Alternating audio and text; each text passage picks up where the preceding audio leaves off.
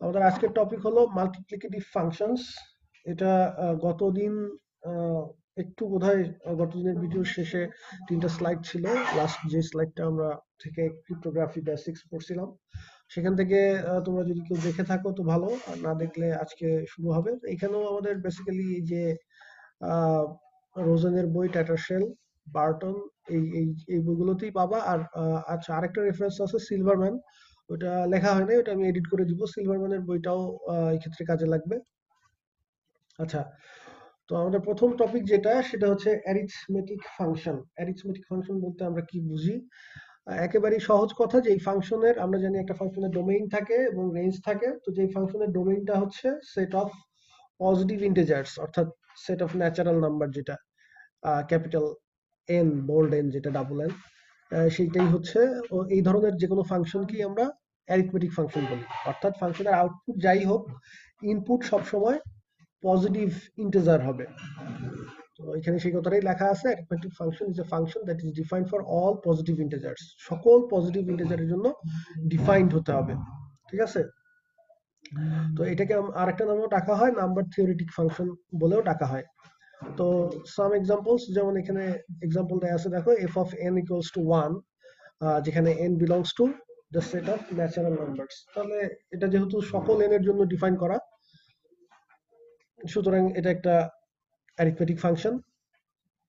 বা আমি যদি ডিফাইন করি g of n equals to n বা n বাই 2, হোয়াট এভার, যে কোনো কিছু আমি ডিফাইন করতে পারি, বাট সেটা যদি সকল n এর জন্য, ন্যাচারাল নাম্বারের জন্য ডিফাইন্ড হয়, তাহলে সেটা অ্যারিথমেটিক ফাংশন। তারপরে Euler's phi function. Euler's phi function আমরা ডেফিনেশন পড়ে আসছি। ওটাও একটা অ্যারিথমেটিক ফাংশন, কারণ সকল পজিটিভ ইন্টিজার 1 থেকে শুরু করে সকল পজিটিভ ইন্টিজারের জন্যই আমরা অয়েলার ফাই ফাংশনের ভ্যালু বের করতে পারি। এমন কোনো পজিটিভ ইন্টিজার নাই যেটার জন্য তোমার অয়েলার ফাই ফাংশনটা আনডিফাইন্ড, তাই না? সো এটাও একটা অ্যারিথমেটিক ফাংশন। তারপরে আছে সাম অফ ডিভিজার্স ফাংশন, সিগমা, যেটাকে আমরা বলি সিগমা এন। তারপরে আছে নাম্বার অফ ডিভিজার্স ফাংশন, টাও এন। তো এগুলো আমরা সামনে পড়বো, এগুলো দিয়ে কি বোঝায়। এটা আসলে নাম থেকেই বুঝতে পারতেছো, সাম অফ ডিভিজার্স ফাংশন হচ্ছে কোনো একটা পজিটিভ ইন্টিজারের যতগুলো ডিভিজার আছে তাদের যোগফল, ঠিক আছে? আহ, ধরো 6 যদি আমি নেই, 6 এর ডিভিজর আছে 1 2, পজিটিভ ডিভিজর গুলো আর কি, 1 2 3 আর 6। তাহলে এই চারটাকে যোগ করলে যত হয়, এটাই হচ্ছে সিগমা 6 এর ভ্যালু। সিগমা 6 মানে বলতে বোঝাচ্ছে যে 6 এর ডিভিজর গুলো নিয়ে যোগ করে ফেলো, ঠিক আছে?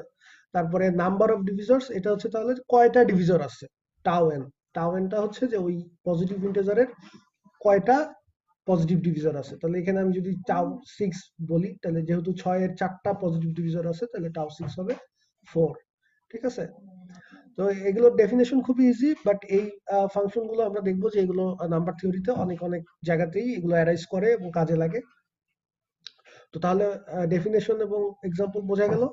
এখন এই অ্যারিথমেটিক ফাংশনের মধ্যে আবার একটা আহ, আর একটা এলিট ক্লাস বলতে পারো, এলিট ক্লাস বা একটা স্পেশাল ক্লাস, সেটার নাম হচ্ছে মাল্টিপ্লিকেটিভ ফাংশন। সব অ্যারিথমেটিক ফাংশন মাল্টিপ্লিকেটিভ ফাংশন না, বাট সব মাল্টিপ্লিকেটিভ ফাংশন অ্যারিথমেটিক ফাংশন। তাহলে অ্যারিথমেটিক ফাংশনকে কখন মাল্টিপ্লিকেটিভ বলা হবে, সেটা শর্ত হচ্ছে যে ধরো তোমার একটা অ্যারিথমেটিক ফাংশন দেয়া আছে, অ্যারিথমেটিক ফাংশন এফ তোমার কাছে অলরেডি আছে। সেই ফাংশনটার যদি আরো একটা এক্সট্রা প্রপার্টি থাকে, যে প্রপার্টিটা হচ্ছে যে তুমি দুইটা ইন্টেজার নিবা, এম আর আরেকটা হচ্ছে এন, দুইটা ইন্টেজার নিবা এম এন, যে এই পজিটিভ ইন্টেজার গুলো কো প্রাইম, একজন আরেকজনের সাথে রিলেটিভলি প্রাইম। তো এই দুটো ইন্টিজার নিয়ে, এই দুটো ইন্টিজারকে তুমি যদি আগে গুণ করে তারপরে তার উপরে ওই ফাংশনটা অ্যাপ্লাই করো, দ্যাট মিনস ওই গুণফলটার উপরে ওই ফাংশনের ভ্যালুটা কত গুণফলের ক্ষেত্রে, সেটা যদি বের করো। আর আরেকটা হচ্ছে যে আগে ফাংশনটা অ্যাপ্লাই করে দেন হচ্ছে তুমি গুণ করবা, সেই দুইটা ভ্যালু যদি সেম হয়, তাহলে আমরা ওই ফাংশনটাকে বলি মাল্টিপ্লিকেটিভ ফাংশন। মানে খুবই সহজ যদি আমি বোঝাতে চাই, তাহলে ধরো যে আমাদের 4 আর 5, একটাকে যদি আমি বলি এম আর এন, তাহলে এই 4 আর 5 এই দুটা তো রিলেটিভলি প্রাইম ইন্টিজার, তাই না? তাহলে এই দুটাকে যদি আমি আগে গুণ করি, তাহলে আসে কত, 4 5 20, এই ইন্টিজারটা তৈরি হলো। এখন এই 20 যে ইন্টিজারটা তৈরি হলো, সেটা তুমি ধরো সিগমা 20 বের করলা, ঠিক আছে? সিগমা একটু আগে আমরা একটা যে ফাংশনটা পড়ে আসলাম, সাম অফ ডিভিজার্স ফাংশন, যে এই 20-র যতগুলো ডিভিজর আছে 20 ইন্টিজারটার, সেইগুলো ডিভিজর গুলো বের করে তুমি যোগ করে যে ভ্যালুটা পাইলা সেটা লিখলা এখানে, ঠিক আছে? এটা হচ্ছে সিগমা 20 এর ভ্যালু। আর আরেকটা হচ্ছে তাহলে মানে এখন এই ক্ষেত্রে আমরা কি করলাম যে আগে গুণ করে নাম্বার দুটিকে আগে গুণ করলাম দেন ফাংশনটা অ্যাপ্লাই করলাম। আর এখন হচ্ছে যে আগে সিগমা অ্যাপ্লাই করব আলাদা আলাদা ভাবে, অর্থাৎ সিগমা 4 আগে বের করব। সিগমা 4 এর একটা ভ্যালু আছে, অবশ্যই 4 এর যে কয়টা ডিভিজর আছে সেগুলো যোগ করলেই হয়ে যাবে। তারপরে সিগমা 5 বের করব, সেটার একটা ভ্যালু আছে। এবং দেন হচ্ছে এই দুইটাকে গুণ করব, অর্থাৎ আগে অ্যাপ্লাই করে ফাংশনটা দেন গুণ করব। তো গুণ করলে যদি দেখা যায় যে এই সিগমা 20 এর ভ্যালু আর এই সিগমা 4 ইন্টু সিগমা 5 এই দুইটা ভ্যালু আসলে সেম। তার মানে আমরা দেখতে পাচ্ছি যে দুইটা কোপ্রাইম পজিটিভ ইন্টিজারের ক্ষেত্রে তুমি ফাংশনটা আগে অ্যাপ্লাই করা বা পরে অ্যাপ্লাই করার মধ্যে কোনো ডিফারেন্স নাই, ঠিক আছে, একই রেজাল্ট দিবে। এই ধরনের ক্ষেত্রে আমরা বলবো যে ওই ফাংশনটা অর্থাৎ এই সিগমা ফাংশনটা তাহলে মাল্টিপ্লিকেটিভ হবে, বা যে কোনো ফাংশনে যদি এই প্রপার্টিটা স্যাটিসফাই করে। তো শুধু 4 আর 5 এর ক্ষেত্রে করলে হবে তা না, মানে ইন জেনারেল যত এরকম রিলেটিভলি প্রাইম ইন্টিজার আছে তুমি যে কোনো দুইটা রিলেটিভলি প্রাইম ইন্টিজার নিলে এই কথাটা সত্য হইতে হবে ওই ফাংশনটার ক্ষেত্রে। আশা করি বোঝা গেছে। তাহলে এটা হচ্ছে মাল্টিপ্লিকেটিভ ফাংশন। অ্যারিথমেটিক ফাংশন তো হইতেই হবে প্রথমে, দেন হচ্ছে যদি সাথে সাথে এই অ্যাডিশনাল প্রপার্টিটা স্যাটিসফাই করে তাহলে আমরা সেটাকে মাল্টিপ্লিকেটিভ ফাংশন বলবো। এরপর আসতেছে কমপ্লিটলি মাল্টিপ্লিকেটিভ ফাংশন। তাহলে এখানে বুঝতেই পারতেছো যে মাল্টিপ্লিকেটিভও হইতে হবে, সাথে আবার একটা অ্যাডিশনাল ওয়ার্ড আছে সেটা হচ্ছে কমপ্লিটলি। তো এই ক্ষেত্রে আমাদের ডেফিনেশনটা হচ্ছে যে ওই প্রপার্টিটাই স্যাটিসফাই করতে হবে, আগের যে প্রপার্টিটা ছিল যে আগে প্রোডাক্ট করে পরে ফাংশন অ্যাপ্লাই করা, বা আগে ফাংশন অ্যাপ্লাই করে পরে প্রোডাক্ট করা, কোনো মানে আলাদা রেজাল্ট দিবে না, সেম রেজাল্ট দিবে। তবে এই ক্ষেত্রে এই কন্ডিশনটা এম আর এন আগে যেমন রিলেটিভলি প্রাইম হইতে হইতো, এই ক্ষেত্রে ওই কথাটা নাই। এখানে দেখো এখানে লেখা আছে for all positive integers m and m and n, ঠিক আছে, অর্থাৎ যে কোনো দুইটা ইন্টিজারের ক্ষেত্রে এই প্রপার্টিটা স্যাটিসফাই করবে। এই ক্ষেত্রে আর ওই দুইটা ইন্টিজারকে স্পেশাল ভাবে আবার কো-প্রাইম হওয়ার দরকার নাই, রিলেটিভলি প্রাইম হওয়ার দরকার নাই। শুধু মাল্টিপ্লিকেটিভ ফাংশনের বেলায় আমি যে দুইটা ইন্টিজার নিব সেই দুইটা ইন্টিজারকে রিলেটিভলি প্রাইম হইতে হবে, তাহলেই ওই প্রপার্টিটা স্যাটিসফাই করবে। আর যদি কমপ্লিটলি মাল্টিপ্লিকেটিভ ফাংশন হয় সেই ক্ষেত্রে যে কোনো দুইটা পজিটিভ ইন্টিজারের জন্য এই প্রপার্টিটা স্যাটিসফাই করবে। আচ্ছা, এই জন্যই কথাটা বুঝতেই পারতেছো, যেহেতু এটা সকল ইন্টিজারের জন্য সেজন্যই কমপ্লিটলি কথাটা অ্যাড করা হয়েছে। আচ্ছা, তো which functions in the previous slide are multiplicative, এইটা একটু দেখে আসি। আচ্ছা, অয়লার্স ফাই ফাংশন, সিগমা, টাও এগুলো সম্পর্কে তো তোমরা এখনো অতটা ডিটেইলস আমরা করি নাই, সো ওই দুইটা বাদ দিলাম। এই দুইটার মধ্যে বলো দেখি, উপরের যে দুইটা আছে এফ এন আর জি এন, এগুলোর তো এক্সপ্লিসিট ফর্মুলা এখানে দেয়া আছে, সো এই দুইটার মধ্যে কোনটা মাল্টিপ্লিকেটিভ আর কোনটা হচ্ছে কমপ্লিটলি মাল্টিপ্লিকেটিভ? ডেফিনেশন যদি বুঝে থাকো তাহলে তো পারা উচিত। এনিওয়ান? স্যার প্রথমটা কমপ্লিটলি মাল্টিপ্লিকেটিভ আর পরেরটা মাল্টিপ্লিকেটিভ। প্রথমটা কমপ্লিটলি মাল্টিপ্লিকেটিভ, সবাই কি ওর সাথে একমত? দ্বিমত আছে কারো?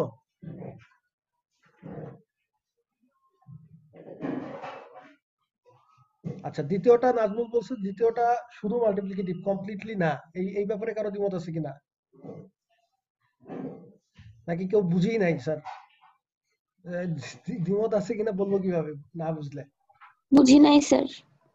আচ্ছা, প্রথম ফাংশনটার ক্ষেত্রে দেখো তুমি যে কোনো দুইটা ইন্টিজার যদি নাও এম আর এন, যারা হচ্ছে মানে রিলেটিভলি প্রাইম নিলাম, ধরে দিলাম যে এম আর এন হচ্ছে রিলেটিভলি প্রাইম। এখন প্রথমে তুমি এফ অফ এম বের করো। এফ অফ এম বের করলে কত হবে? According to the definition f of m এর ভ্যালু কত? 1। হ্যাঁ, 1। তারপরে এফ অফ এন এর ভ্যালু কত? আচ্ছা 1। 1।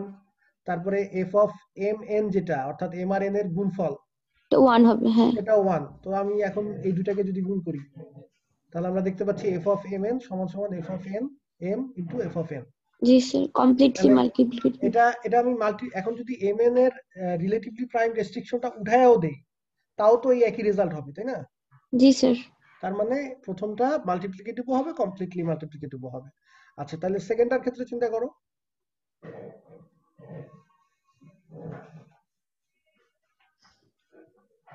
সেকেন্ডটার ক্ষেত্রে নাজমুল বলছে এটা শুধু মাল্টিপ্লিকেটিভ, আমি জানতে চাচ্ছি আর কারো কোনো অন্য কোনো মত আছে কিনা। সেকেন্ডটা স্যার কমপ্লিটলি মাল্টিপ্লিকেটিভ সহ হবে স্যার। হ্যাঁ, সেকেন্ডটা কমপ্লিটলিও হবে, কারণ সেকেন্ডটার ক্ষেত্রে কি আসে দেখো, সেকেন্ডটার ক্ষেত্রে জি অফ, আমি যদি বের করি যে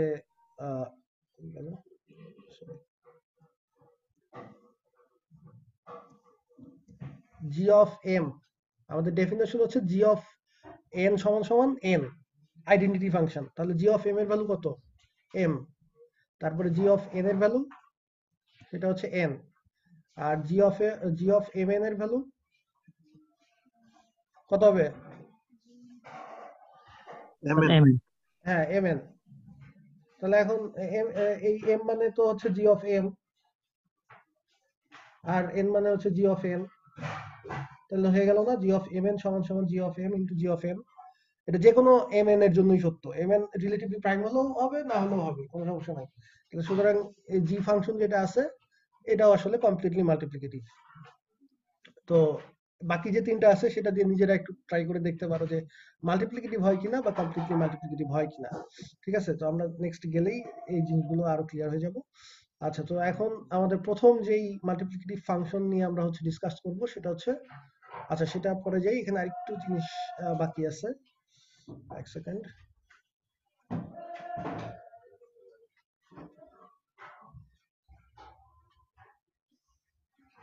আচ্ছা, তো এখন যেটা আছে থিওরেম 36, দেখো যে মাল্টিপ্লিকেটিভ ফাংশনের উপরে একটা গুরুত্বপূর্ণ একটা থিওরেম। এই থিওরেমটা দিয়ে হচ্ছে আমরা আমাদের ফাই এন এর দেখবো যে আমরা জেনারেলাইজড একটা ফর্মুলা বের করতে পারবো, ফাই এন বা সিগমা এন বা হচ্ছে টাউ এন সবগুলোর ক্ষেত্রেই। তো থিওরেমটা হচ্ছে, যদি একটা মাল্টিপ্লিকেটিভ ফাংশন তোমার কাছে থাকে আর হচ্ছে তার একটা পজিটিভ ইন্টিজার থাকে যেটা তুমি প্রাইম পাওয়ার ফ্যাক্টরাইজেশন, যে কোনো নাম্বারের প্রাইম পাওয়ার ফ্যাক্টরাইজেশন তো তোমরা করছো, করে আসছো উৎপাদকে বিশ্লেষণ, ঠিক আছে। তো কোনো একটা নাম্বারের প্রাইম পাওয়ার ফ্যাক্টরাইজেশন যদি জানা থাকে, সেই ক্ষেত্রে তুমি ওই ফাংশনটার কোনো একটা পজিটিভ ইন্টিজারের প্রাইম পাওয়ার ফ্যাক্টরাইজেশন জানা থাকলে সেই ইন্টিজারটার উপরে ওই ফাংশনটা অ্যাপ্লাই করলে ভ্যালুটা কত হবে সেটা বের করাটা অনেক ইজি হয়ে যায়। যেমন ধরো একটু আগে যে আমাদের ফাংশনটা ছিল সিগমা, যে ডিভিজর গুলো বের করে যোগ করতে হবে। এখন ধরো তোমাকে আমি যদি বলি সিগমা হচ্ছে 2 লাখ, এটা বের করো, এটার ভ্যালু কত। এখন এটা বুঝতেই পারতেছো, এটা যদি তুমি বাই ডেফিনেশন, যে ডেফিনেশন আছে যে এই 2 লাখ সংখ্যাটার যতগুলো ডিভিজর আছে সেই ডিভিজর গুলো আগে বের করতে হবে, দেন হচ্ছে সবগুলো যোগ করতে হবে। তো এটা অনেক টিডিয়াস একটা প্রসেস। বাট তুমি যদি এই 2 লাখটাকে ফ্যাক্টরাইজ তোমার জানা থাকে, প্রাইম ফ্যাক্টরাইজেশনটা যদি জানা থাকে, তাহলে খুব সহজে এই থিওরেমের মাধ্যমে তুমি এই সিগমা 2 লাখের ভ্যালুটা বের করে ফেলতে পারবা, যদি সিগমাটা মাল্টিপ্লিকেটিভ ফাংশন হয়। তো সিগমা যে একটা মাল্টিপ্লিকেটিভ ফাংশন সেটা আমরা পরে প্রমাণ করব। আচ্ছা, তো তাহলে একটা ফাংশন যদি মাল্টিপ্লিকেটিভ হয় এবং যদি তোমার হচ্ছে প্রাইম ফ্যাক্টরাইজেশনটা যে এখানে দেয়া আছে, দেখো n is equal to p1 to the power a1 p2 to the power a2 up to ps to the power as। Prime factorisation তো এরকমই হয় যে প্রাইম থাকবে এবং সেটা একটা সার্টেন পাওয়ার থাকবে। যেমন যদি ধরি 100 থাকে, তাহলে 100 কে আমরা প্রাইম ফ্যাক্টরাইজেশন করতে পারি 2 স্কয়ার ইনটু 5, তাই না? 5 না, sorry, 5 square, 2 square into 5 square, তার মানে p1, এটা হচ্ছে p1 two the power a1 into p2 two the power a2। তো এরকম এস পর্যন্ত ধরে নিচ্ছি ইন জেনারেল, বা আমি যদি প্রোডাক্ট নোটেশনে লিখি, কম্প্যাক্ট নোটেশনে, তাহলে যেভাবে যে product of pi two the power ai, i is from 1 to s। তো তাহলে সেই ক্ষেত্রে এফ অফ এন এর ভ্যালুটা আসলে হবে, তুমি আলাদা আলাদা প্রাইম যে ফ্যাক্টর গুলো আছে সেই আলাদা আলাদা প্রাইম ফ্যাক্টর গুলোর উপরে এফটা অ্যাপ্লাই করে দিতে পারবা। এটা কেন হচ্ছে বুঝতে পারতেছো এনিওয়ান? এই যে মাল্টিপ্লিকেটিভ এর সাথে এই রিলেশনটা বোঝা যাচ্ছে কিনা, যে মাল্টিপ্লিকেটিভ থেকে এটা আসলে চলে আসে।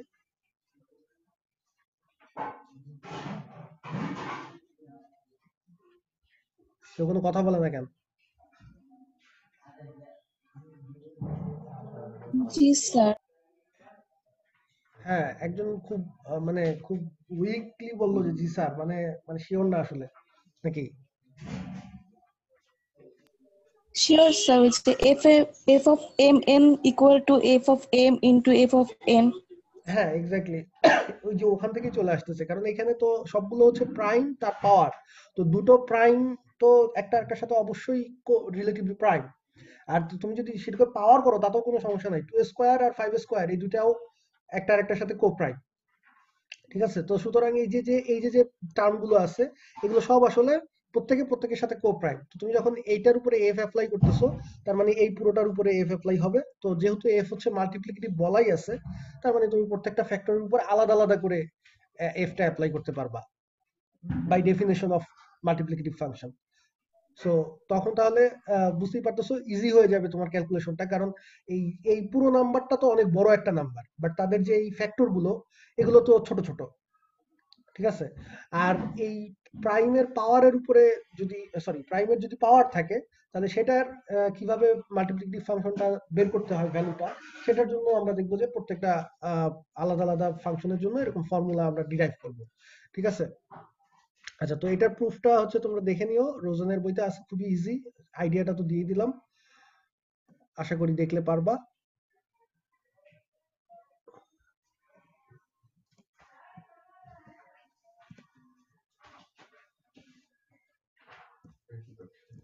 আচ্ছা, নেক্সট আমাদের প্রথম যে মাল্টিপ্লিকেটিভ ফাংশনটা আসতেছে Euler's phi function. Euler's phi function already আমরা হচ্ছে এটা ডেফিনিশন পড়ে আসছি, ওই স্লাইডটাই এখানে আবার দেয়া আছে, তোমরা যদি ভুলে যাও, যেহেতু অনেকেই হয়তো আউট অফ টাচ ছিলা, তো সেই জন্য আবার এখানে দিয়ে দিচ্ছি যে অয়েলার্স ফাই ফাংশন ছিল যে কোনো একটা পজিটিভ ইন্টিজার যদি তোমার দেয়া থাকে তাহলে 1 থেকে শুরু করে সেই ইন্টিজার পর্যন্ত যে কয়টা যতগুলো ইন্টিজার আছে সেই ইন্টিজার গুলোর মধ্যে যারা যারা ওই এন এর সাথে কো প্রাইম, এরকম যে কয়টা ইন্টিজার আছে সেই নাম্বারটাই হচ্ছে ফাই অফ এন এর ভ্যালু। ঠিক আছে, তো যে যেমন ফাই অফ 6 দেয়া আছে হচ্ছে 2, ফাই অফ ফাই তো না, সিগমা লিখে ফেললাম। আচ্ছা, ফাই অফ 6 এটা হচ্ছে 2, কারণ হচ্ছে আমি যদি 1 থেকে শুরু করি 1 2 3 তারপরে 4 5 6, এর মধ্যে 1 এর সাথে 6 এর জিসিডি হচ্ছে 1, তার মানে 1 আর 6 হচ্ছে কোপ্রাইম। তারপরে 2 আর 6 তো কোপ্রাইম না, কারণ 2 দিয়ে 6 কে ভাগ করা যায়। 3 আর 6 ও কোপ্রাইম না। 4 আর 6 ও কোপ্রাইম না, কারণ হচ্ছে 2 হচ্ছে তাদের জিসিডি। আর 5 আছে, 5 এর সাথে 6 এর জিসিডিও হচ্ছে 1, তার মানে 5 আর 6 হচ্ছে কোপ্রাইম বা রিলেটিভলি প্রাইম। সুতরাং আমি দুইটা নাম্বার পাইলাম 1 আর 5, যারা হচ্ছে 1 থেকে এই 6 এর মধ্যে আছে এবং তারা 6 এর সাথে কোপ্রাইম। সুতরাং 5 অফ 6 এর ভ্যালু হচ্ছে 2। আচ্ছা, এরপরে একটা কোশ্চেন ছিল, এটাও তোমরা হয়তো অ্যান্সার করছিলে আগের বার, তো বলো দেখি এটা কত হবে, যে পি যদি কোনো একটা প্রাইম নাম্বার হয় তাহলে ফাই অফ পি এর ভ্যালু কত হবে? p minus 1. হ্যাঁ, এক্স্যাক্টলি পি মাইনাস 1 হবে বাই ডেফিনেশন অফ প্রাইমালিটি। পি যেহেতু তার আগের কোনো নাম্বার দিয়ে ডিভিজিবল না, সুতরাং আগের সব নাম্বারগুলোই পি এর সাথে কোপ্রাইম হবে, এই কারণেই ফাই অফ পি এর ভ্যালু পি মাইনাস 1 হবে। সো এটাই একটা থিওরেম আকারে এখানে দেয়া আছে, থিওরেম 37। তোমরা বুঝতে পারতেছো এই থিওরেম গুলো কিন্তু অবভিয়াস, মানে বুঝাই যায় যে এটা হবে, বাট তারপরও প্রমাণগুলো একটু দেখতে হবে। যে আসলে আমি তো একটা জিনিস আমি মানে এই ম্যাথমেটিক্স কাইন্ড অফ অনেকটা বলতে পারো যে আদালতের মতো। ঠিক আছে, আদালতে যেমন তুমি কোনো কথা বললে হবে না যে মহামান্য বিচারক এটা আমার মনে হচ্ছে এরকম, ঠিক আছে, তো বোঝাই যাচ্ছে। ঠিক আছে, এরকম বললে কিন্তু তোমার পক্ষে রায় দিবে না, তোমাকে মানে স্ট্রিক্ট প্রুফ দিতে হবে। তো এখানেও ব্যাপারগুলো সেরকম আর কি, যে বোঝাই যাচ্ছে বললে হবে না, আমাদের দেখতে হবে যে লজিক্যালি একটার পর একটা স্টেটমেন্ট দাঁড় করায় আমরা কিভাবে প্রুফ করতে পারি। তো যদি পি প্রাইম হয় তাহলে ফাই অফ পি এর ভ্যালু হচ্ছে P minus 1, and conversely P যদি একটা পজিটিভ ইন্টিজার হয় যেটার জন্য তুমি জানো যে ফাই অফ পি এর ভ্যালু পি মাইনাস 1 পাইছো, ধরো তুমি জানো না ওই নাম্বারটা প্রাইম কিনা, বাট তুমি একটা বিশাল নাম্বার নিলা, সেই নাম্বারের ফাই অফ পি ক্যালকুলেট করলা, ক্যালকুলেট করে দেখলা যে সেটার ভ্যালু পি মাইনাস 1 আসলো, তাহলে তুমি অবশ্যই বলতে পারবা যে পি ইজ এ প্রাইম। ঠিক আছে, তার মানে প্রাইমালিটি টেস্ট হিসেবেও তুমি এটা ইউজ করতে পারো, কোনো একটা নাম্বার প্রাইম কিনা, বাট এটা খুবই আসলে ইনএফিশিয়েন্ট একটা টেস্ট, এই জন্য এটা আসলে প্র্যাকটিক্যালি ইউজ করা হয় না।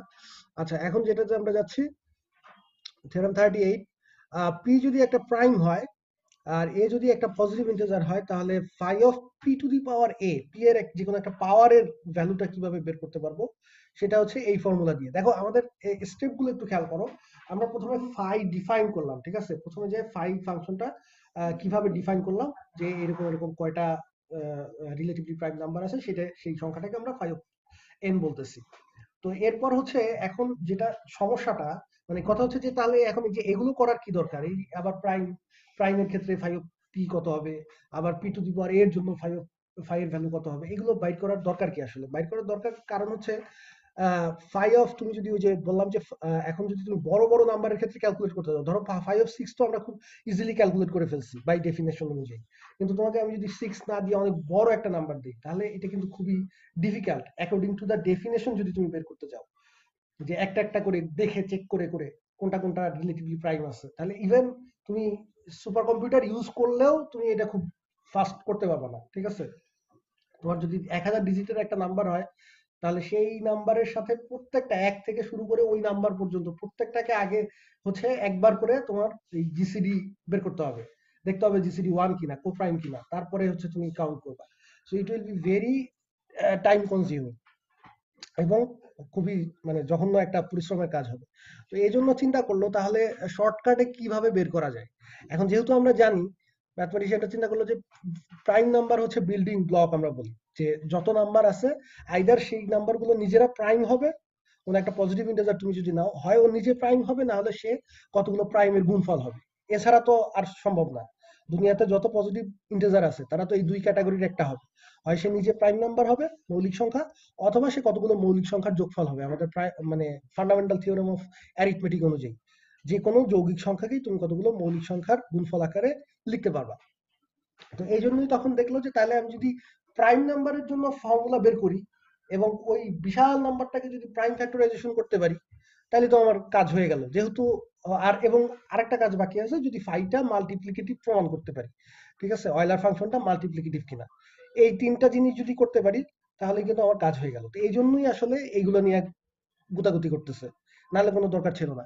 তো এই জন্য প্রথমে প্রাইমের ক্ষেত্রে ফাই বের করার ফর্মুলা দিল যে কোন একটা নাম্বার প্রাইম হলে সেটার ফর্মুলা হবে p-1, ফাই বের করার।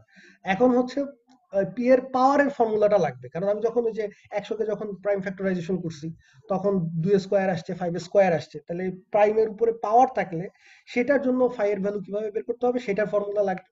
তো সেই জন্যই এই যে থিওরেম 38, যে কোন একটা প্রাইমের উপরে যদি একটা পাওয়ার থাকে a, তাহলে সেইটার ফাই এর ভ্যালুটা হবে p⁴a মাইনাস p⁴a-1।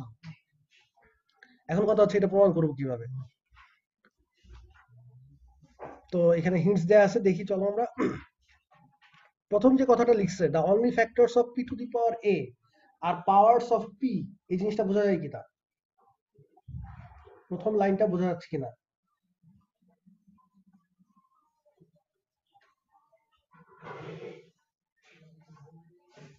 কি ব্যাপার, কেউই এটা ক্লিয়ার না?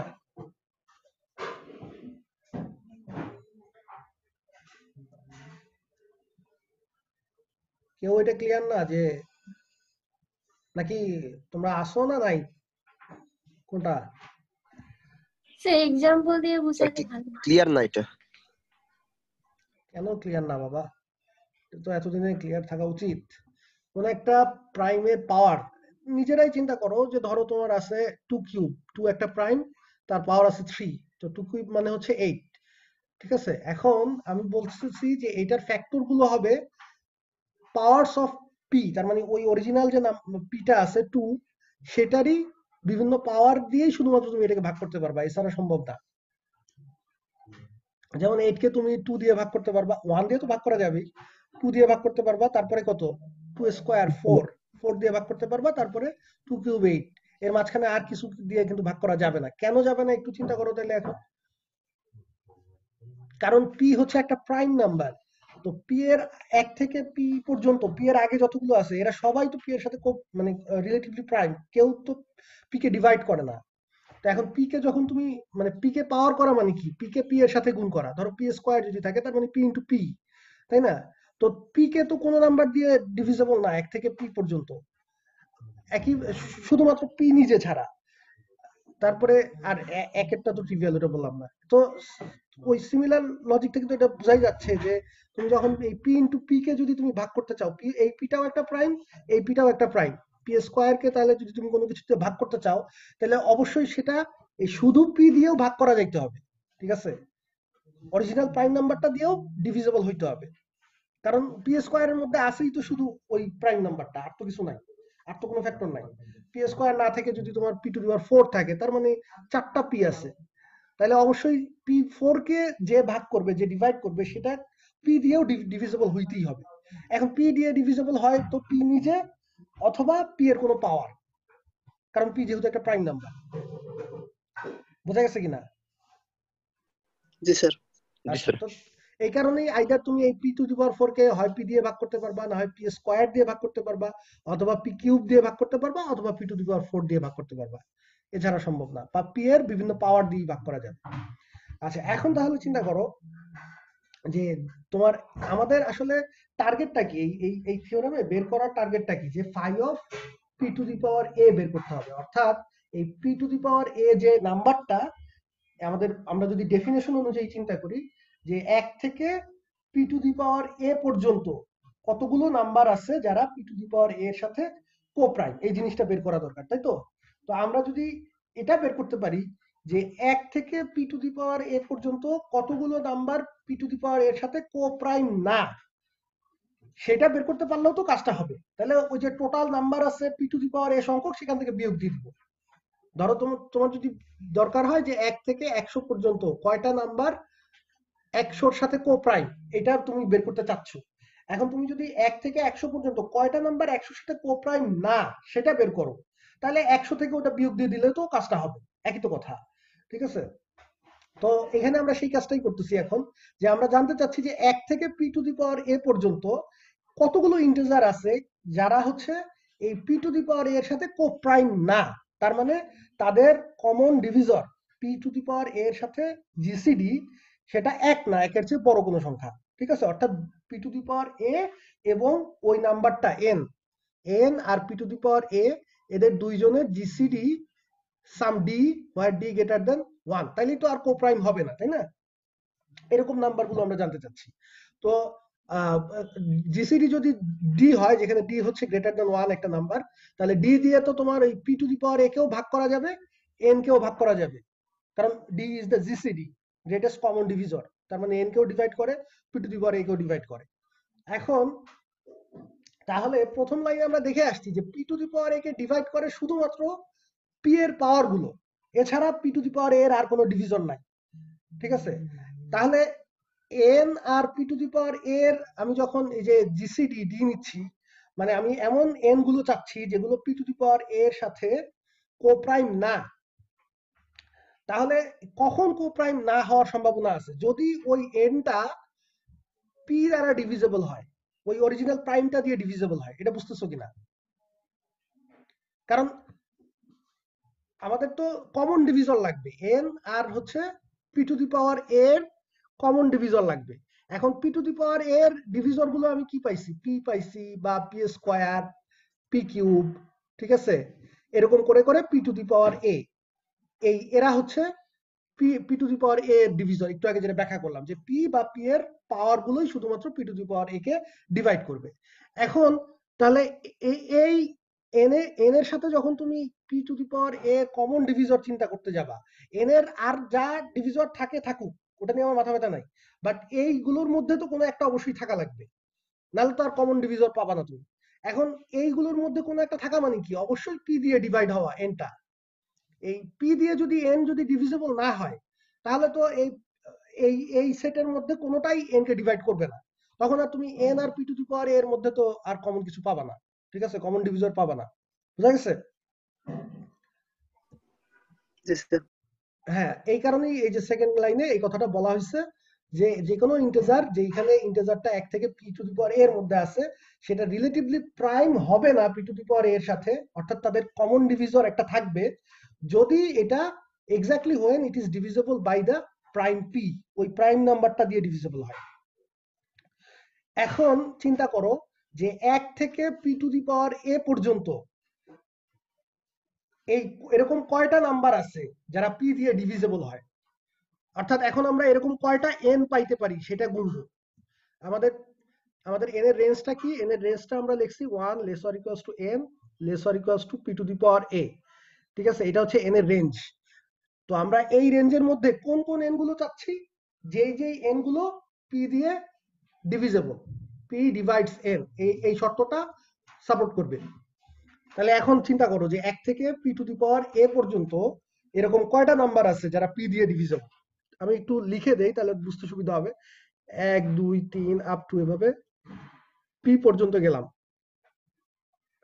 তারপরে পি প্লাস ওয়ান, আমাদের যাইতে হবে P to the power a পর্যন্ত, খেয়াল রাখো, P plus one, P plus two, তারপরে গেলে গেলে তারপরে কত আসবে বলতো, এরপরে কত আসবে বলতো, 2p 2p, এক্স্যাক্টলি, মানে পি প্লাস পি, পি আসবে, হ্যাঁ প্লাস পি, সেটাকে আমরা লিখবো আসলে পি প্লাস পি মানে হচ্ছে 2p।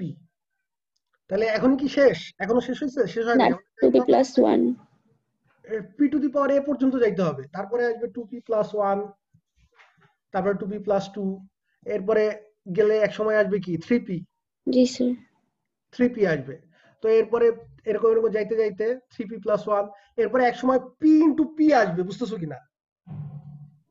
এই যে 2p পাইছো, 3p পাইছো, স্যার। এক সময় পাবা p ইন্টু p, তার মানে p স্কয়ার পাবা এক সময়। তারপরে এরকম যাইতে যাইতে এক সময় পাবা p কিউব, তারপরে আলটিমেটলি এক সময় পাবা হচ্ছে তুমি p to the power a। এই যে আমরা এক থেকে শুরু করে p to the power a পর্যন্ত গেলাম, বোঝা গেছে কিনা? এখন তুমি এই নাম্বারগুলোর মধ্যে কারা কারা p দিয়ে ডিভিজিবল চিন্তা করো। p একটা প্রাইম নাম্বার, সুতরাং p দিয়ে ডিভিজিবল হবে কারা? শুধুমাত্র ওই প্রাইম নাম্বার নিজে, অথবা ওই প্রাইম নাম্বারের কোনো মাল্টিপল।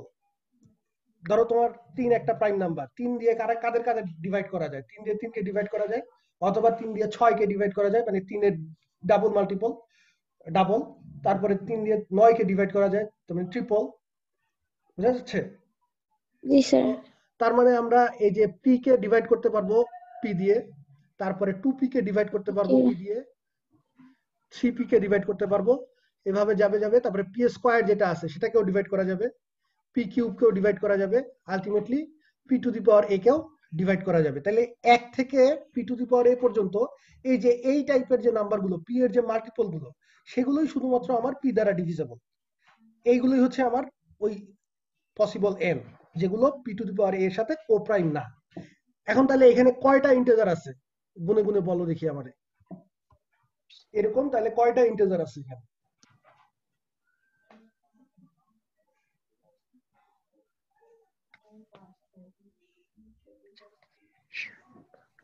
স্যার 2 এর সংখ্যক কত?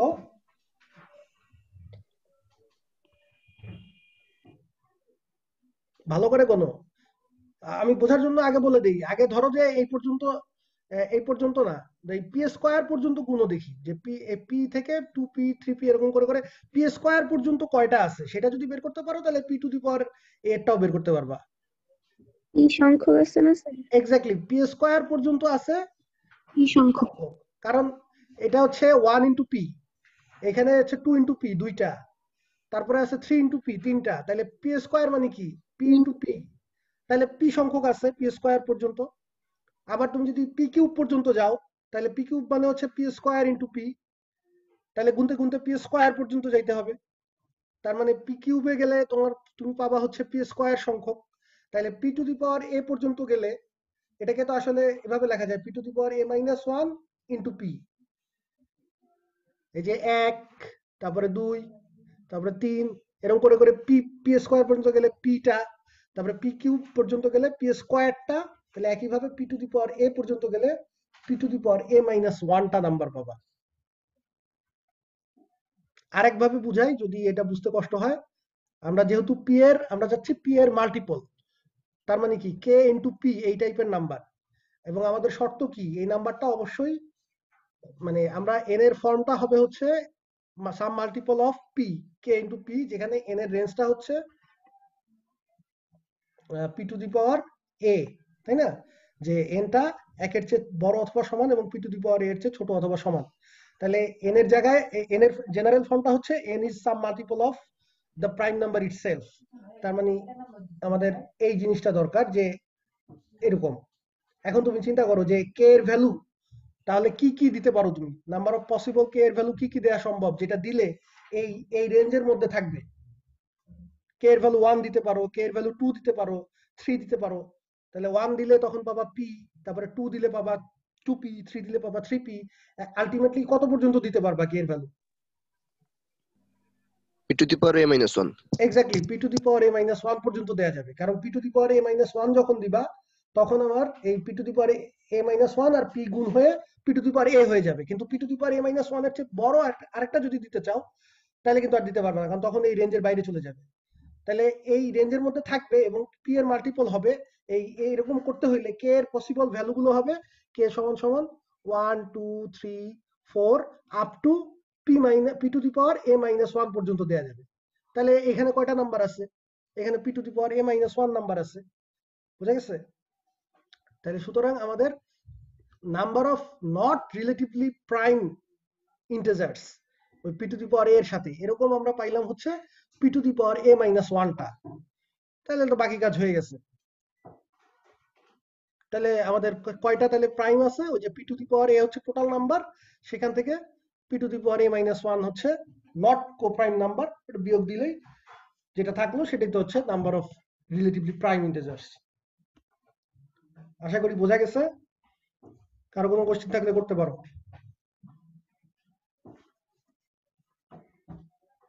ওকে, না থাকলে আমরা নেক্সট স্লাইডে যাই। আচ্ছা, তো তাহলে এখন দেখো এখন কি বের করতে হবে? ফাই অফ 8 এখানে বের করতে বলছে। ফাই অফ 8 তাহলে এখন ইজিলি বের করা যাবে না? ফাই অফ 8 মানে হচ্ছে 2 কিউব। তুমি চাইলে বাই ডেফিনেশন যেটা সেটাও বের করতে পারো, আর এখন 2 কিউব দিলে তাহলে আমাদের ফর্মুলা কি? 2 কিউব মাইনাস 2 যেহেতু একটা প্রাইম, তাহলে 2 কিউব মাইনাস 2 স্কয়ার, তাহলে কত হবে? 8 মাইনাস 4, তার মানে 4। তুমি ম্যানুয়ালি বের করে চেক করে দেখো, ম্যানুয়ালি বের করলেও 4 পাবা। তারপরে 5 অফ 144 এটা বের করা যাবে না? কথা বলে না কেন? জি স্যার। আচ্ছা, 12 স্কয়ার আসবে। ওকে, 144 পর্যন্ত হাতে হাতে বাই ডেফিনেশন করতে গেলে দেখো কতক্ষণ লাগে, আর এখন ফর্মুলা দিয়ে তাড়াতাড়ি হয়ে যাচ্ছে। আচ্ছা, নেক্সট ওয়ান অফ দা মানে কি বলবো, গুরুত্বপূর্ণ অবশ্যই, এবং এটার প্রমাণটা খুবই খুবই বিউটিফুল, মানে জাস্ট অসাম। ঠিক আছে, তোমরা অনেকগুলো কনসেপ্ট হয়তো এর আগে পড়ছো যেগুলো হয়তো জীবনে কোনোদিন কাজে লাগাও নাই, বা মনে হয়েছে যে কি জন্য পড়ছি। তো এই প্রমাণটা করতে গেলে এই কনসেপ্ট গুলো কাজে লাগবে, এবং মনে হবে যে না আসলে মনে হচ্ছে কিছু একটা করলাম এটা দিয়ে। ঠিক আছে, তো যেটা হচ্ছে আমাদের প্রমাণ করতে হবে সেটা হচ্ছে Euler's phi function is multiplicative. কারণ আমরা যদি মাল্টিপ্লিকেটিভ প্রমাণ করতে না পারি তাহলে তো আর ওই প্রাইম ফ্যাক্টরাইজেশন দিয়ে আমার কোনো উপকার হবে না। ঠিক আছে, তো আগে আমাকে দেখাতে হবে যে অয়েলার্স ফাই ফাংশনটা মাল্টিপ্লিকেটিভ। দ্যাট মিন্স আমার দুইটা এম এন দুইটা রিলেটিভলি প্রাইম সংখ্যা নিতে হবে, নিয়ে তারপরে দেখাতে হবে যে phi of M N is equal to phi of M into phi of N. তো এই জিনিসটা দেখানোর জন্য আমরা দেখো এইটার অনেক ধরনের প্রমাণ তোমরা পাবা গুগলে, বইগুলোতেও এক এক বইতে এক এক ভাবে করা আছে, তবে ম্যাক্সিমাম বইতেই হচ্ছে একটা রিঅ্যারেঞ্জমেন্ট, মানে নাম্বারগুলোকে একটা রিঅ্যারেঞ্জমেন্ট করে প্রুফটা করছে। মানে আমার যেটা লাগবে সেটা হচ্ছে কি, ফাই অফ এম এন, 1 থেকে এম এন পর্যন্ত কতগুলো সংখ্যা এম এন এর সাথে প্রাইম, এটাই তো ফাই অফ এম এন। তো ওই 1 থেকে এম এন পর্যন্ত যে সংখ্যাগুলো আছে সেগুলোকে একটু রিঅ্যারেঞ্জ করে দেন বের করছে, ওইটাও যথেষ্ট ইজি। বাট এই প্রুফটা আমার কাছে মনে হয়েছে এলিগেন্ট, কারণ এখানে অনেকগুলো জিনিস অ্যাপ্লাই করা হয়েছে, এই জন্য আমি এটা ফলো করতেছি। এটা সিলভারম্যানের বইতে আছে, সিলভারম্যান পেজ 77 ওখানে পাবা। তো আইডিয়াটা দেখো, আইডিয়াটা হচ্ছে প্রথম আইডিয়া যেটা সেটা হচ্ছে আমরা দুইটা সেট ডিফাইন করলাম, যে একটা সেট হচ্ছে এস, যে সেটের মধ্যে আমরা কাদেরকে রাখতেছি দেখো, যে এ সাচ দ্যাট এর রেঞ্জটা হচ্ছে 1 থেকে এম এন এর মধ্যে। ঠিক আছে, এখানে অবশ্যই এ বিলংস টু এন দিলে কথাটা আরো ভালো হতো। আচ্ছা, অসুবিধা নেই, আমি এটা এডিট করে দিব। এ বিলংস টু এন মানে হচ্ছে আমরা ন্যাচারাল নাম্বার নিয়ে কাজ করতেছি, পজিটিভ ইন্টিজার। তো যেখানে শর্তটা হচ্ছে এ হচ্ছে 1 থেকে এম এন এর মধ্যে থাকতে হবে, এবং সাথে এ আর এম এন এর জিসিডি 1 হতে হবে। That means A is coprime relatively prime to M N. তো এটা হচ্ছে সেট এস ডিফাইন করলাম। কেন এভাবে ডিফাইন করলাম এটা বোধহয় অনেকে ক্লিয়ার হয়েছে কিনা, কারণ আমাদের আসলে দেখো তো এটার সাথে এটার কোনো রিলেশন আছে কিনা, ফাই অফ এম এন এর সাথে এস এর।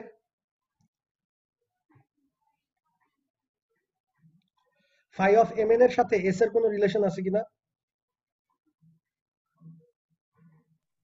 মানে এসটা হ্যাঁ বলো বলো আমার কথা আমি শুনতে পারি নাই।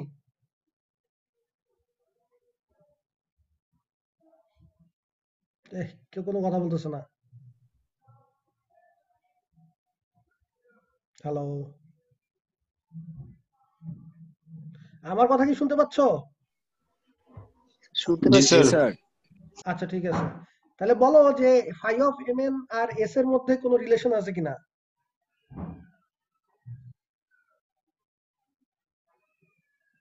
স্যার অয়েলার্স ফাই ফাংশনের ডেফিনেশনই তো এইটাই হয় যে প্রাইম হবে। ডেফিনেশন এইটা না, ঠিক ডেফিনেশন ছিল যে এইরকম কতগুলো নাম্বার আছে। অয়েলার ফাই ফাংশনের ডেফিনেশন হচ্ছে এইরকম কতগুলো নাম্বার আছে, তার মানে যে এখানে যদি তুমি দুইটা এরকম বার সাইন দিতা, মানে কার্ডিনালিটি অফ এস, ঠিক আছে, সেটার সাথে রিলেশন। আমরা এসটা এমন ভাবে ডিফাইন করছি যে এস এর কার্ডিনালিটিটা হচ্ছে ফাই অফ এম এন, ঠিক আছে। একইভাবে টিটা দেখো তো, টিটা কি ডিফাইন করছি। টি একটা আরেকটা সেট ডিফাইন করা হয়েছে যে ক্রোমোজোরের সেট। টি এর মধ্যে বি কমা সি একটা ক্রোমোজোর থাকবে, যেখানে শর্ত হচ্ছে বিটা আসবে কোত্থেকে, বিটা আসবে হচ্ছে 1 থেকে m এর মধ্য থেকে 1 lesser equals to b lesser equals to m with gcd b comma m equals to 1। তার মানে b আর m হচ্ছে কোপ্রাইম। আর সিটা আসবে কোত্থেকে, সিটা আসবে হচ্ছে 1 থেকে n এর মধ্য থেকে, এবং সাথে শর্ত হচ্ছে সি আর n কোপ্রাইম হবে। তাহলে তুমি চিন্তা করো যে এই টি এর মধ্যে এই এলিমেন্ট বলতে টি এর এলিমেন্ট গুলো হচ্ছে ক্রোমোজোর, সবাই কতগুলো ক্রোমোজোর থাকবে টি এর মধ্যে। এটাই পরের লাইনে লেখা আছে। আচ্ছা আমি তাহলে বলেই দেই, এটা হয়তো একটু ডিফিকাল্ট হবে। এই যে এই লাইনটা তো বোঝা গেছে যে cardinality of S is equal to phi of M N. এটা নিয়ে কারো কোনো কোশ্চেন আছে কিনা, বা এটা বোঝা গেছে কিনা সেটা বলো। Cardinality of S is equal to phi of M N, এটা জি স্যার। হ্যাঁ এটা তো এভিডেন্ট। এখন আমি বলতেছি কার্ডিনালিটি অফ টি, এটা হচ্ছে phi of M into phi of N. এটা বোঝা যায় কিনা, কারণ আমার টি এর মধ্যে এলিমেন্ট গুলো আছে কি, হ্যাঁ সরি, টি এর মধ্যে আমি হচ্ছে বি কমা সি এরকম কতগুলো ক্রোমোজোর রাখছি। এখন এই বি কোত্থেকে আসতেছে, বি আসতেছে হচ্ছে 1 lesser equals to b lesser equals to m such that m আর b আর m এর জিসিডি হচ্ছে 1, অর্থাৎ সোজা কথায় b আর m হচ্ছে কোপ্রাইম। তাহলে 1 থেকে m এর মধ্যে এরকম কোপ্রাইম কয়টা আছে, ফাই অফ m সংখ্যক, বাই ডেফিনেশন অফ ফাই, অর্থাৎ তোমার number of possible choice for B, এটা ফাই অফ m সংখ্যক চয়েস আছে তোমার হাতে, তাই না। একইভাবে সি এর জন্য সি আসতেছে 1 lesser equals to c lesser equals to n থেকে, যেখানে c কমা n সেটার জিসিডি হচ্ছে 1। তার মানে তোমার এই সি এর এরকম কয়টা সি তুমি তাহলে পাবা যে 1 থেকে n এর মধ্যে আছে এবং n এর সাথে কোপ্রাইম, ফাই অফ n সংখ্যক। তাহলে আমার এই টি এর মধ্যে আছে হচ্ছে বি আর সি মিলে যেরকম যতগুলো ক্রোমোজোর তুমি তৈরি করতে পারো। তোমার বি এর জন্য নাম্বার অফ পসিবল চয়েস হচ্ছে ফাই অফ এম সংখ্যক, আর সি এর জন্য নাম্বার অফ পসিবল চয়েস হচ্ছে ফাই অফ এন সংখ্যক। তাহলে টোটাল এরকম কতগুলো ক্রোমোজোর তুমি তৈরি করতে পারবা, এই দুইটার গুণফল। জি স্যার। বোঝাই যাচ্ছে। তাহলে এই টি এর কার্ডিনালিটি হবে হচ্ছে phi of M into phi of n. আশা করি ক্লিয়ার সবাই। এখন আমরা যদি দেখাতে পারি যে এই দুইটা কার্ডিনালিটি আসলে সেম, আমরা কার্ডিনালিটি অফ এস দেখাইছি ফাই অফ এম এন, আর কার্ডিনালিটি অফ টি দেখাইছি phi of M into phi of n. এখন আমরা যদি প্রমাণ করতে পারি যে এই দুইটা সেটের কার্ডিনালিটি আসলে same, cardinality of S is equal to cardinality of T, তাহলে তো আমার প্রমাণ হয়ে গেল যে ফাই অফ এম এন সমান সমান phi of N into phi of N, নাকি? ক্লিয়ার জি কিনা? স্যার। আচ্ছা এখন আসো, এখন আসতেছে সেই মানে ম্যাজিক্যাল পার্ট, যেটা হয়তো তোমরা ভুলে গেছো হয়তো। দুইটা সেটের কার্ডিনালিটি ইকুয়ালিটি মানে ইকুয়াল দেখানোর জন্য আমরা কি ইউজ করি মনে আছে? সেট থিওরির কনসেপ্ট এটা। দুইটা সেটের কার্ডিনালিটি সেম প্রমাণ করতে হলে কি প্রমাণ করতে হয়?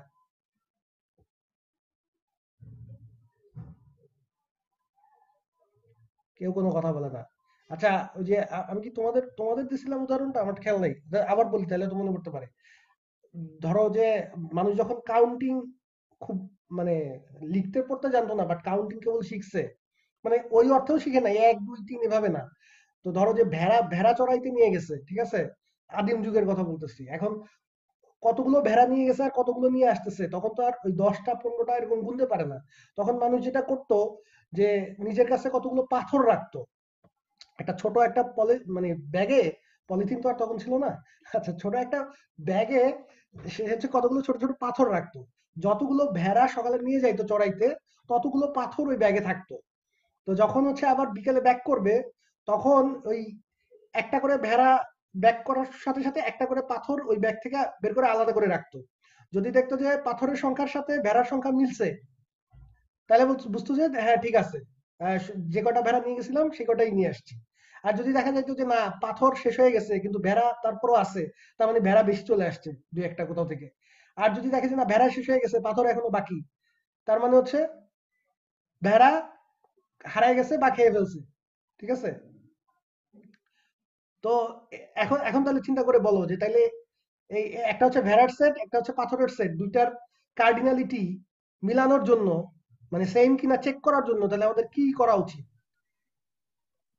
1-to-1 relation. Exactly 1-to-1 correspondence set up করতে হবে। আমি যদি দুইটা সেটের মধ্যে একটা 1-to-1 করেসপন্ডেন্স ডিফাইন করতে পারি, তাহলে আমি প্রমাণ করতে পারবো যে এই দুইজনের কার্ডিনালিটি সেম।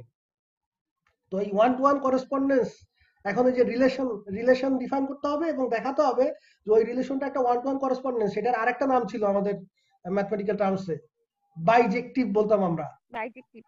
জি স্যার। এক্স্যাক্টলি, যে এখানে লেখা আছে যে 1-to-1ও হইতে হবে রিলেশনটা এবং অন-টুও হইতে হবে। দুইটা সেটের মধ্যে তুমি যদি এরকম একটা ফাংশন বা রিলেশন ডিফাইন করতে পারো যে ফাংশনটা একই সাথে 1-to-1 এবং অন-টু, তার মানে হচ্ছে ওই দুইটা সেটের কার্ডিনালিটি সেম, 1-to-1 করেসপন্ডেন্স হচ্ছে, ঠিক আছে। তো এখন আমরা এই কাজটাই করব, যে এই এস আর টি যে দুইটা সেট আছে, এই দুইটা সেটের উপরে একটা রিলেশন আর ডিফাইন করব। এই অবশ্যই এই রিলেশনটা ডিফাইন এমন ভাবে করব যেন আমরা দেখাতে পারি যে মানে ভ্যালিড ওয়েতে যে হ্যাঁ রিলেশনটা মানে ভ্যালিডলি ডিফাইন, এবং হচ্ছে ওই রিলেশনটা একই সাথে 1-to-1 এবং অন-টু। এখন এইখানে আবার কেউ একজন হয়তো কোশ্চেন করতে পারো যে স্যার, রিলেশন তো অনেকভাবে ডিফাইন করতে পারি এস আর টি এর মধ্যে। রিলেশনের ডেফিনেশন মনে আছে তো, যে এস ক্রস টি যে কার্টেসিয়ান প্রোডাক্টের যে কোনো সাবসেটকেই আমরা বলি হচ্ছে একটা রিলেশন এস থেকে টি তে। এখন একটা সেটের উপর মানে দুইটা সেটের উপরে তো অনেক ভাবে রিলেশন ডিফাইন করা যায়, তাহলে আমি যে কোনো একটা দিয়ে দেখাইলেই হবে কিনা? এইখানেও একটা আছে হোমোমরফিজম বলে একটা কথা আছে। তুমি যদি একটা কোনো রিলেশন ডিফাইন করতে পারো 1-to-1 এবং অন-টু, তাহলে এটা প্রমাণিত যে তুমি অন্য কোনো ভাবে ডিফাইন করলেও তুমি 1-1 অন-টু রিলেশন ডিফাইন করতে পারবো, অসুবিধা নেই, ঠিক আছে। কিন্তু যে কোনো একটা যদি 1-1 অন-টু ডিফাইন করতে পারো, তাহলে ওই দুইটা সেট কার্ডিনালিটি সেম হবে। আর যদি এমন হইতো যে না, এটা কোনোভাবেই পসিবল না, তাহলে একটাও ডিফাইন করা সম্ভব না, ঠিক আছে। 1-1 and 2 কোনোভাবেই ডিফাইন করা যাইতো না, ঠিক আছে। আচ্ছা, এগুলো সেট থিওরির কনসেপ্ট, এগুলো নিয়ে আর ডিটেইলস বেশি যাচ্ছি না। তো এখন আমরা দেখো একটা সেট ডিফাইন করতেছি, যে আমাদের ধরে নিলাম যে এ একটা এলিমেন্ট আছে এস এর মধ্যে, আর বি কমা সি যে ক্রোমোজোর সেটা আছে টি এর মধ্যে।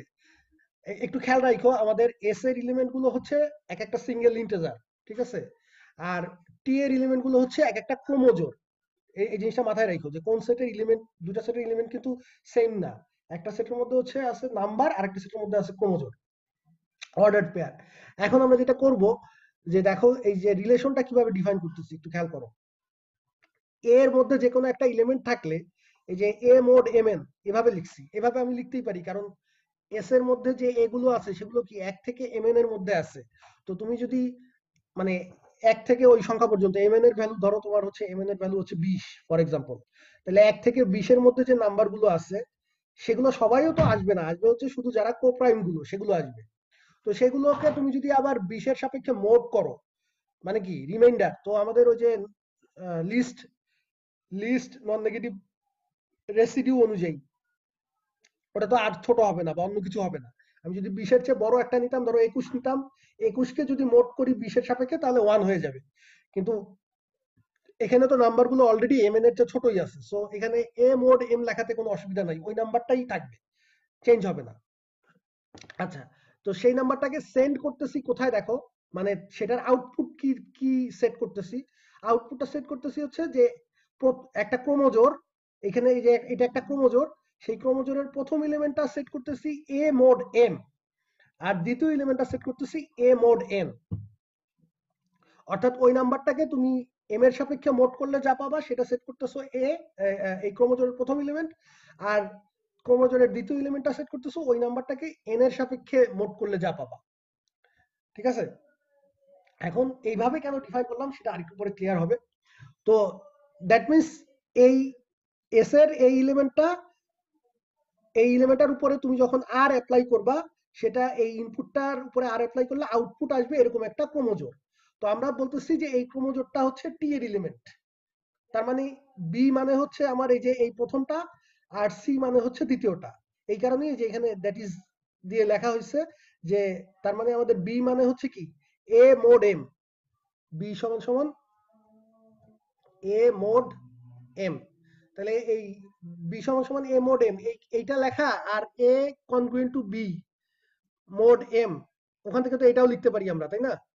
কারণ এখান থেকে তুমি b হচ্ছে a mod m, তার মানে a কে m দিয়ে ভাগ করলে যে রিমাইন্ডার থাকে, তাহলে ওই রিমাইন্ডার যদি a থেকে বিয়োগ করে নেই a minus b, তাহলে will be divisible by m। ঠিক আছে, a mod m এই কথাটার মানে তো হচ্ছে যে bটা হচ্ছে a কে m দিয়ে ডিভাইড করলে যে লিস্ট নন নেগেটিভ রিমাইন্ডার থাকে সেটা, তাহলে আমি যদি a থেকে b বিয়োগ করে ফেলি সেটা অবশ্যই m দিয়ে ডিভিজিবল হবে, তার মানে হচ্ছে a congruent to b mod m হবে। তাহলে এখান থেকে তো এটাও লেখা যায়, তো এই জন্যই এই যে এখানে এটা লেখা হচ্ছে যে a is congruent to b mod m।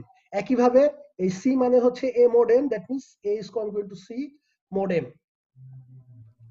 n হবে না সরি n n হবে, এখানে একটু ভুল হয়ে গেছে, এটা n হবে, টাইপ হয়েছে। আচ্ছা, এটা ঠিক করে দিব। তো আশা করি এই রিলেশনটা মোটামুটি ক্লিয়ার যে কিভাবে একটা ইনপুট থেকে তুমি আউটপুট গুলো তৈরি করতেছো, এবং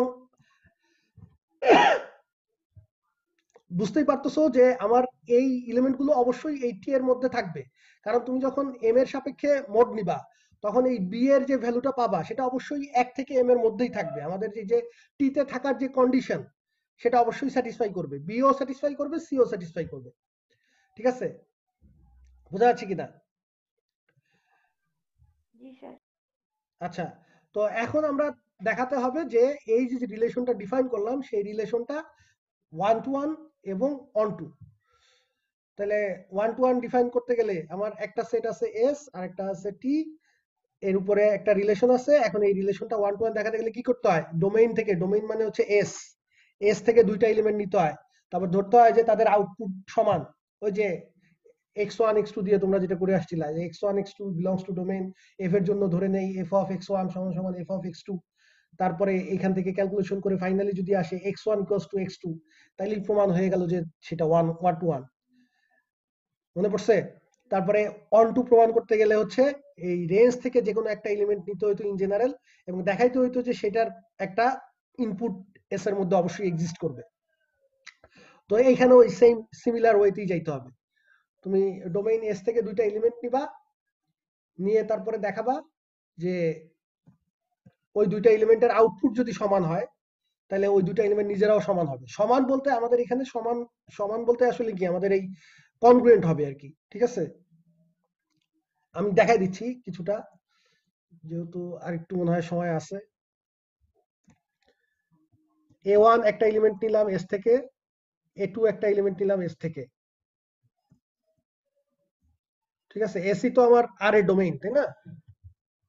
তো এখন a1 এর যে আউটপুট, a1 এর আউটপুট হচ্ছে কি, ধরে নিলাম সেটা হচ্ছে তোমার b1 আর c1, আর a2 এর আউটপুটটা হচ্ছে b2 আর c2 ধরে নিচ্ছি। সরি, এটা আছে কোথায়, b2 আর c2 টা আছে টি এর মধ্যে, এটাও আছে টি এর মধ্যে। এখন এই আউটপুট দুইটা যদি সেম হয় তার মানে b1 আর b2 আসলে একই জিনিস, c1 আর c2 আসলে একই জিনিস।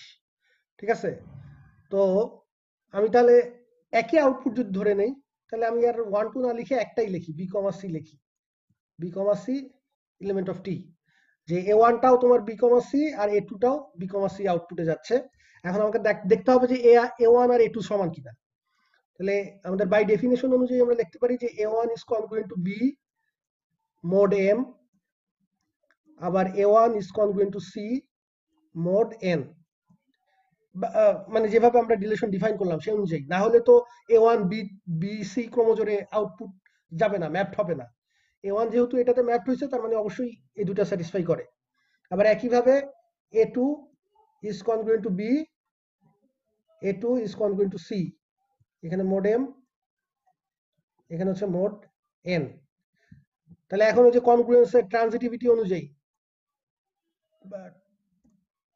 a1 b এর সাথে কনগ্রুয়েন্ট b আবার a2 এর সাথে কনগ্রুয়েন্ট একইভাবে a1 c এর সাথে কনগ্রুয়েন্ট আবার a2 ও c এর সাথে কনগ্রুয়েন্ট তাহলে আলটিমেটলি কি আসতেছে A1 A2 এর সাথে congruent. a1 is congruent to a2 বোঝা আছে কিনা হ্যালো হ্যালো জি স্যার। তুমি কি আমার কথা শুনতে পাচ্ছ জি স্যার। আচ্ছা ঠিক আছে তাহলে প্রথমটা থেকে আমরা পাবো a1 congruent to a2 mod m দ্বিতীয়টা থেকে a1 congruent to a2 mod n এই দুইটা থেকে আবার কি লেখা যায় এই দুইটাকে একত্র করে তাহলে কি লেখা যাবে a1 congruent to a2 mod LCM of G sir. মনে আছে কিনা ওই যে MN. দুইটা মানে একই কনগ্রুয়েন্ট যদি থাকে আর যদি মোড আলাদা হয় তাহলে তাদের এলসিএম এর সাপেক্ষেও তুমি একই লিখতে পারবা ওই সেম কনগ্রুয়েন্ট লিখতে পারবা এলসিএম অফ m, n তাহলে m আর n যেহেতু কোপ্রাইম m আর n যেহেতু কোপ্রাইম তাহলে এলসিএমটা কত MN. mn এক্স্যাক্টলি তাহলে আলটিমেটলি আমরা কি পাইলাম a1 is congruent to a2 mod mn এখন তাহলে চিন্তা করো আমরা a1 টা নিছিলাম কোথা থেকে a1 নিছিলাম s থেকে a2 টাও নিছিলাম s থেকে আবার এখন পাইছি a1 আর a2 একটা একটার সাথে কনগ্রুয়েন্ট তুমি বলতে পারো স্যার কনগ্রুয়েন্ট হইলে তো একই ইন্টিজার হবে এরকম তো কোনো নিশ্চয়তা নাই বাট এই ক্ষেত্রে আছে কেন আছে এখানে মোড কত মোড হচ্ছে mn তার মানে এই যে a1 এর আবার শর্ত কি ছিল a1 is less or equals to a1 যেহেতু s থেকে আসছে তাহলে a1 অবশ্যই mn এর চেয়ে ছোট অথবা সমান বাই ডেফিনেশন অফ s একইভাবে a2 যেটা সেটাও by definition of s a2 টাও mn এর চেয়ে ছোট অথবা সমান তার মানে 1 থেকে mn এর মধ্যে দুইটা সংখ্যা আলাদা আলাদা সংখ্যা কনগ্রুয়েন্ট হচ্ছে mn এর সাপেক্ষে তাহলে এটা হওয়া শুধুমাত্র পসিবল তখনই যদি ওই দুইটা সংখ্যা একই হয় 1 থেকে ধরো 10 যদি হয় 1 থেকে 10 এর মধ্যে দুইটা আলাদা আলাদা সংখ্যা আমরা যে কমপ্লিট সিস্টেম অফ রেসিডিউ থেকে কনসেপ্টটা আসতেছে যেহেতু আমরা জানি যে 0 থেকে 9 পর্যন্ত সেটা হচ্ছে মোড 10 এর সাপেক্ষে একটা কমপ্লিট সিস্টেম অফ রেসিডিউ তার মানে প্রত্যেকটা আলাদা আলাদা দুইটা নাম্বার একটার সাথে কনগ্রুয়েন্ট হবে না এই 1 থেকে 0 থেকে 9 পর্যন্ত যদি তুমি 10 এর সাপেক্ষে মডুলাস নাও তার দুইটা আলাদা নাম্বার হলে অবশ্যই তারা ইনকনগ্রুয়েন্ট হবে আর যদি এই রেঞ্জের মধ্যে দুইটা নাম্বার কনগ্রুয়েন্ট হয় তার মানে একই নাম্বার হইতে হবে মাস্ট শুধুমাত্র ধরো 5 যদি নাও 5 কনগ্রুয়েন্ট টু 5 ই লিখতে পারবা আর এই রেঞ্জের মধ্যে আর কোনো নাম্বারের সাথে 5 কনগ্রুয়েন্ট না যেহেতু এটা একটা কমপ্লিট সিস্টেম অফ রেসিডিউ তাহলে এখানে আমাদের এই যে মোড আছে mn এবং a1 টাও আছে mn এর চেয়ে ছোট a2 টাও আছে mn এর চেয়ে ছোট সুতরাং অবশ্যই a1 আর a2 দুইটা ইকুয়াল হইতে হবে তার মানে আমরা দেখলাম যে আউটপুট যদি সেম হয় তাহলে ইনপুট দুইটা সেম না হওয়া ছাড়া কোনো উপায় নাই সুতরাং আর ইজ এ 1-to-1 রিলেশন একইভাবে এই অন টুটা তোমরা নিজেরা দেখে নিবা সিলভারম্যান থেকে সিলভারম্যানের বইটা থেকে অন টুটাও ইন্টারেস্টিং এবং অন টুটা প্রুফ করতে গেলে দেখবা যে তোমাদের পুরনো একজন সঙ্গী সাথী চলে আসছে মানে পুরনো একজন যাকে তোমরা অলরেডি স্টাডি করে আসছো সে হাজির হয়েছে এবং তার নাম হচ্ছে এটা ফুল ফর্ম কি ছিল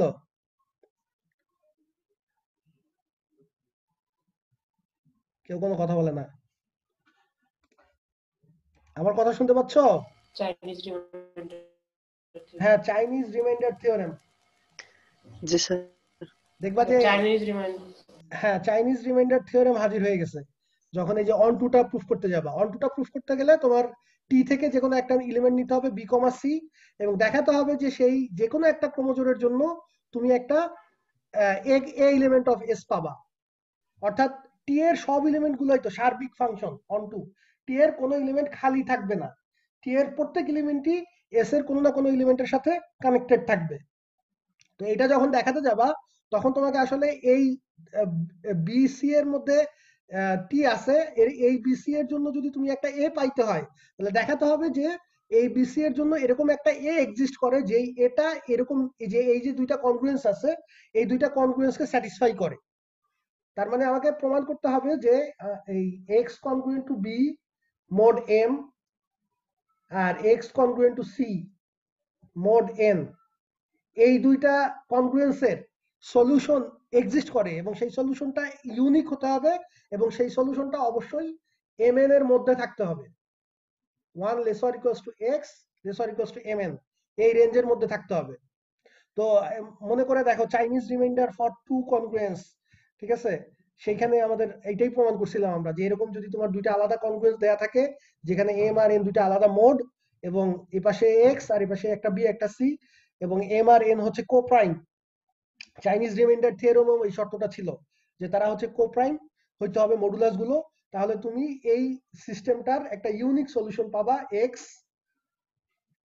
এক্স যেখানে এক্স এর রেঞ্জটা হবে এই mn এর মধ্যে এবং মডুলো mn এর সাপেক্ষে পাবার এই সলিউশনটা।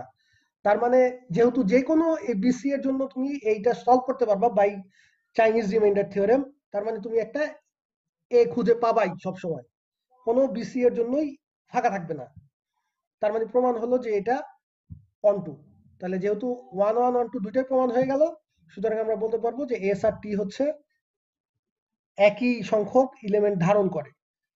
তাহলে এস এর মধ্যে আমরা দেখছি ফাই অফ mn সংখ্যক এলিমেন্ট আছে আর টি এর মধ্যে phi of m into phi of n সংখ্যক এলিমেন্ট আছে, তাহলে আলটিমেটলি এই দুইজন আসলে সমান।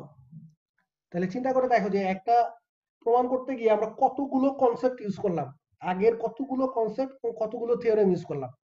সেট থিওরি চলে আসছে, কার্ডিনালিটি চলে আসছে, তারপরে রিলেশন চলে আসছে, ওয়ান টু ওয়ান করেসপন্ডেন্স চলে আসছে, চাইনিজ রিমাইন্ডার থিওরেম চলে আসছে।